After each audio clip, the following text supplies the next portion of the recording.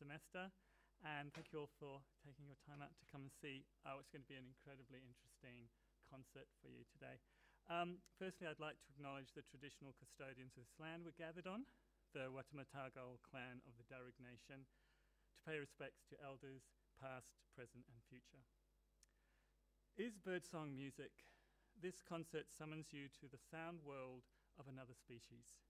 Hollis will review her findings from the months that she spends each year in Alice Springs and far north Queensland recording avian vocalizations.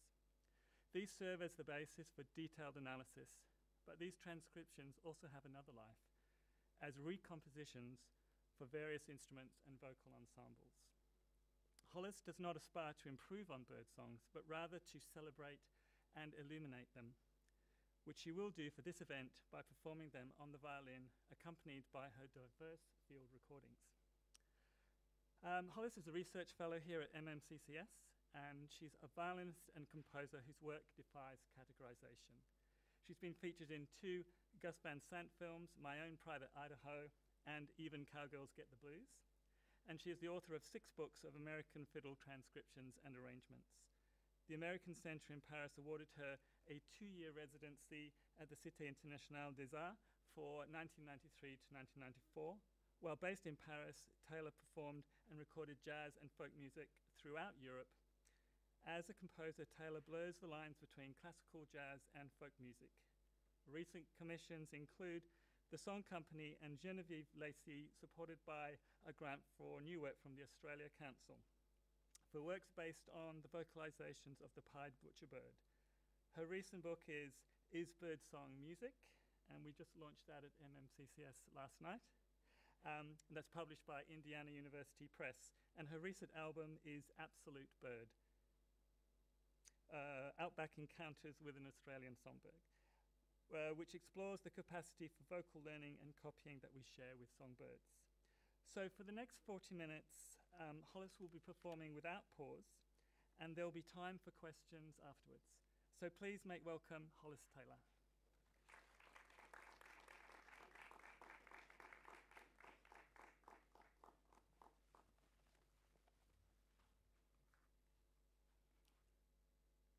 Wolgarno Station, Western Australia, April 2001. Drought has set its oven on slow bake. This autumn they must assign acres to a sheep rather than sheep to an acre. On our drive up the 5-mile dirt track to Lizard Rock, a sacred Aboriginal site, we pass a cinnabar lake bed frosted with cracked salt. Round a bend, a nonsensical white pile on the left vies for our attention.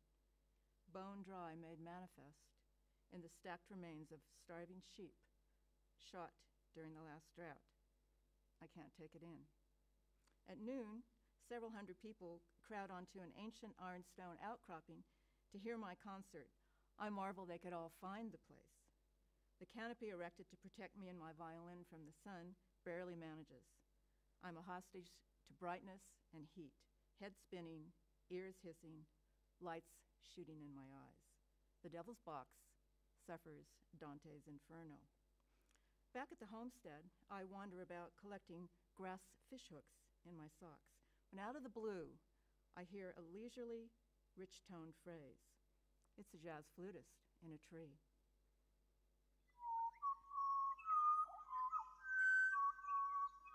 An explosion of sound in another tree answers. A long, bold rattle descends sharply and swiftly, and a duet ensues. No, a trio.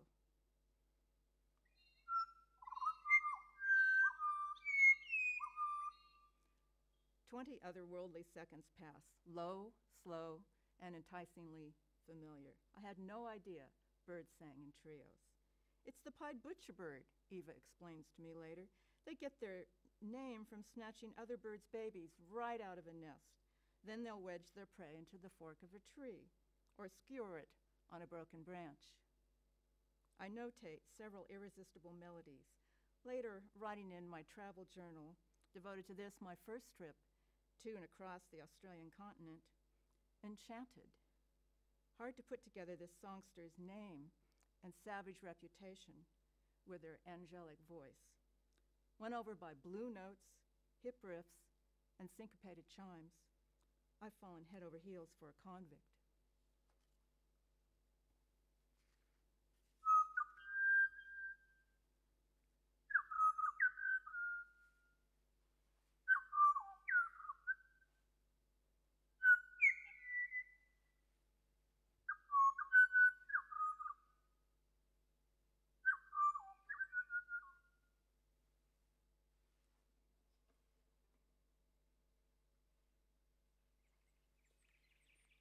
And this is recording done on Sunday, the 23rd of July 2000, at the sacred place of the Emily Gap, and it's 6:45 in the morning. Here, now, as recorded in northeastern Australia, is an example of the pied butcherbird's song of good life. Pied butcherbird. Crancticus nigrogularis, pied butcherbird. Pied butcherbird. I find they sing best first thing in the morning.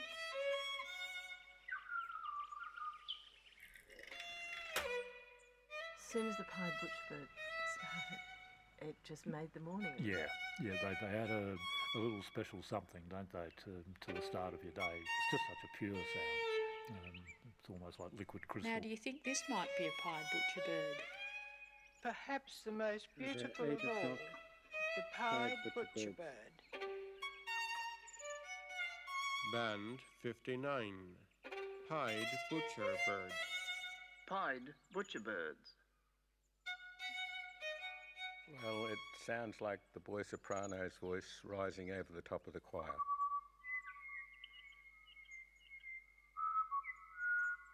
It's now early morning in the Bungle Bungles, and I'm on a 4-night walk, and there's a pied butcherbird calling in the gully down further.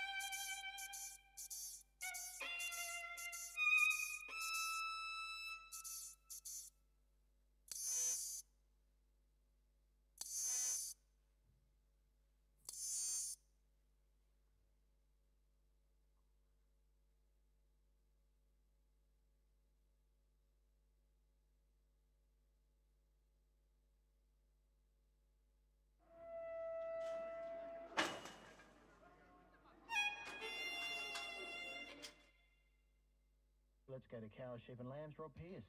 Good afternoon, Michael. Sell 5,300 lambs, up by 250. Quality improved for the fresh heavy line, and there was a good selection of traded heavyweights. There were a few lambs suitable for the feedlotters. Stores were very limited in supply. Good steers they are, sir. Last year's winners. Great cattle, you boy.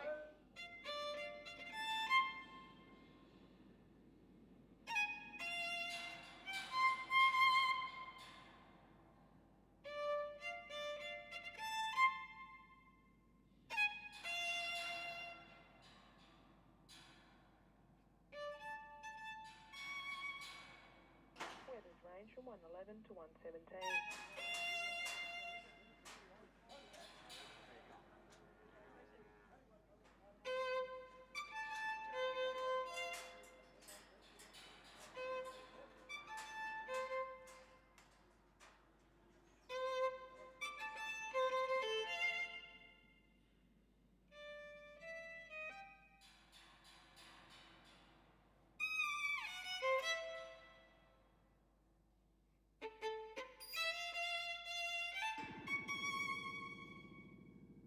Let's check some prices and first Friday's sale in Rockhampton. Save £5 for details.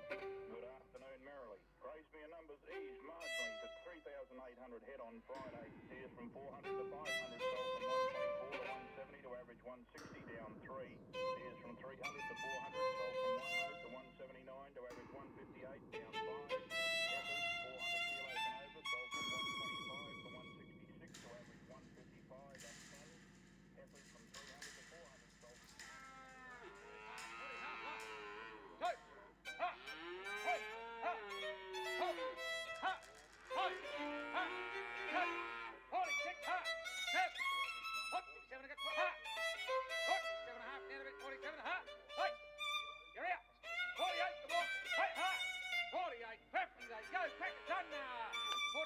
They go to TNR.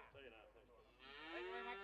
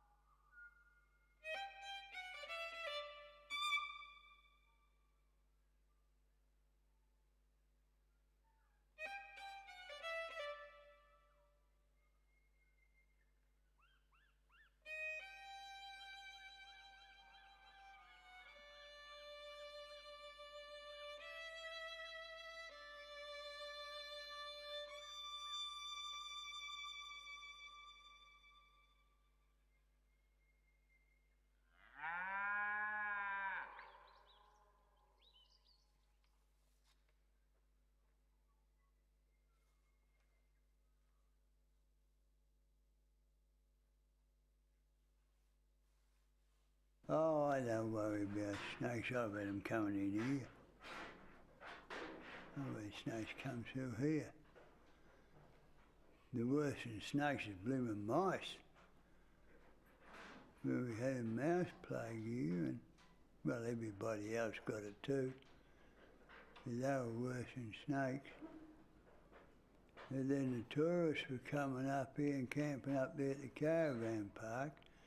They'd poisoned the bloody mice, kicked the mice out the door, and we had beautiful little butcher birds and everything come round. The butcher birds naturally are meat eaters. Picked them up, took them off, and that was it, and the birds and everything got poisoned. That's for tourists, because they don't know any blooming better. They don't know any better. And now those magpies and everything are all gone. And the butcher birds? Yeah, they're gone. They're poisoning, yeah. The little blooming hawks up there, black-shouldered kites up there. There they all go.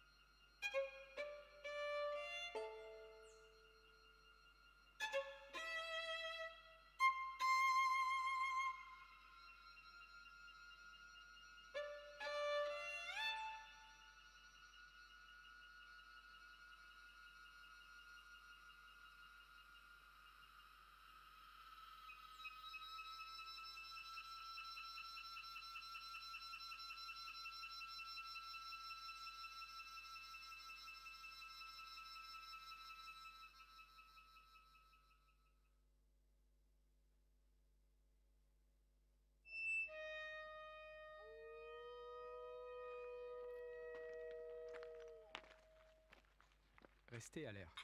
Vous pouvez rencontrer des dingos et des chiens sauvages. Dingos und Wildhunde.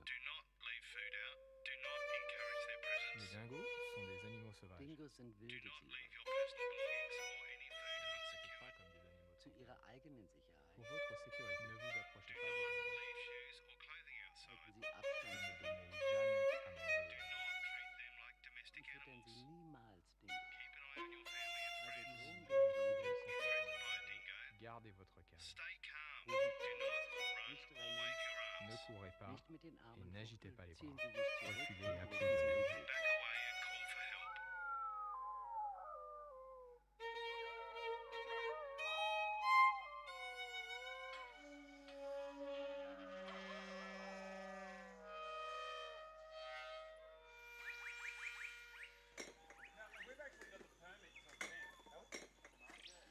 Well, the ranger was saying that the Talisman locked the gate that morning. So I don't know if Benny's actually going to get on the Talisman.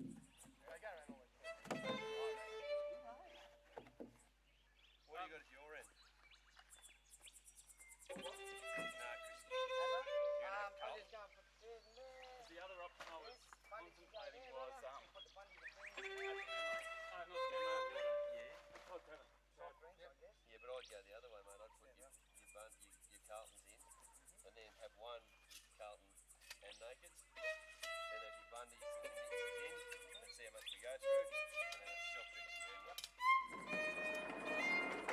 Poppy hit a kangaroo. Tell them that they get upset. Poppy hit a kangaroo in his car today. Yeah, I did. He was a big kangaroo, tell Mummy. Yeah, you tell Mummy big, isn't it? It was nearly as big as Nana, it was. As small as that? Yeah, nearly as big as Nana. It was a big kangaroo. Yeah, I hear Melanie saying, kangaroo.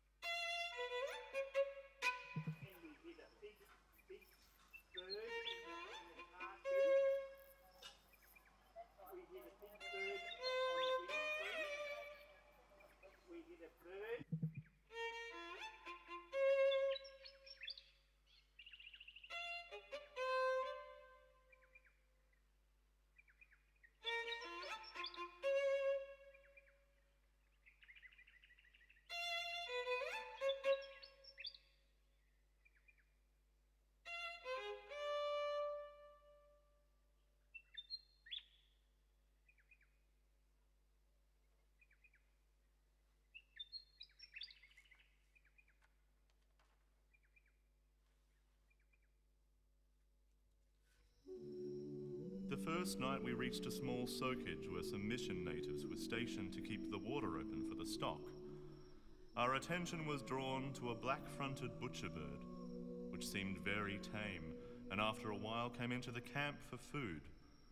One of our boys, Jack, was instructed to ascertain from the natives at the soak why this bird was so tame, and had they made it a pet. This is what Jack said. "Him Christian bird, that fella. Him go along a church and pray." We remembered that Reverend Strello had told us that there was such a bird at the mission, which would persist in going to church on Sundays, and made such a great noise that the preacher's voice could not be heard. So the bird was banished to the scrub around the soak. And this is how we met with the Christian bird.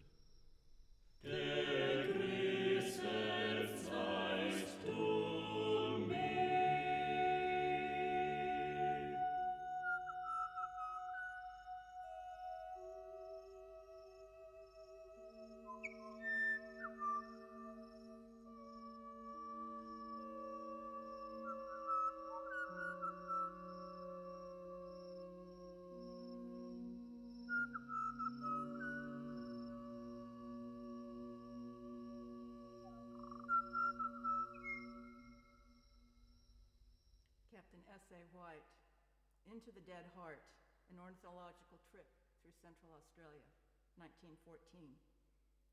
Pied butcherbirds are also mimics.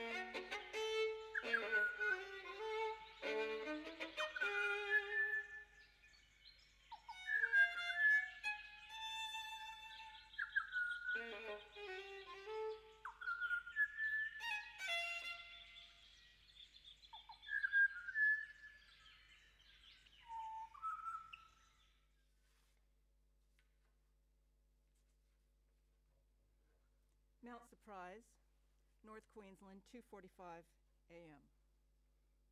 A musician once told me, "You have 15 seconds to grab your audience." Rousted out of a dream by a pied butcherbird's clarion call, I force myself to sit up. I've been grabbed. I immediately turn on my recorder and give an ident, time, place, etc., as I head out. The stage is awash in a 3/4 moon. As clouds file past, it fades to dark. I've dragged my camp chair with me, so I take a seat in the nightclub, the only human audience in an unfolding spectacle of light and dark, sound and silence. The moonlight soon returns, those sizable birds flying regularly overhead. Who are they out at night? I expect the typical nocturnal ones, but some profiles match those of diurnal birds like kookaburras, kites, currawongs, black cockatoos, and straw-necked ibis. The pied butcherbird takes 4 different song posts in the course of a nearly 3-hour virtuoso performance, drawing a song circle around me. Auditory space has no point of favored focus, wrote D.C. Williams. He was right, but not about tonight. I'm in the middle, favored. Each scene has a different wash from our ancient luminaire. Even when the moonlight is at its most intense, the light is soft. My brain never gets enough information to be a reliable witness. It cannot confirm revelation of form, and I sometimes fall victim to shape-shifting objects. Attentive to the slightest detail, I'm riveted by this fluid theatricality. It's a free improv session, and anything could happen. No cars, roosters, generators, or people disrupt. Crickets pulse, the one constant. Wallabies crash through the bush, and a rabbit sneaks by me, provoking a large pair of wings to float in its direction. Some bird silhouettes float noiselessly past, like shadow puppets. A small grevillea tree drops an occasional flower, releasing a fragrance of honeysuckle blossoms set on a bale of herbaceous hay. At 5:15 a.m., a mosquito jerks me out of my trance and warns that the nocturnal song is almost over. A kookaburra gives a forced laugh for a joke that didn't quite come off. Then several mount a proper chuckle. Next are the alarm birds, who concoct frequency sweeps like car alarms. Suddenly I'm in a raucous parking lot. A few new insects add pizzazz. The pied butcherbird begins to fade out, truncating phrases and leaving longer and longer intervals of silence between them, while the chirpers, trillers, and squawkers come to dominate the sonic space. Sun's up. Show's over.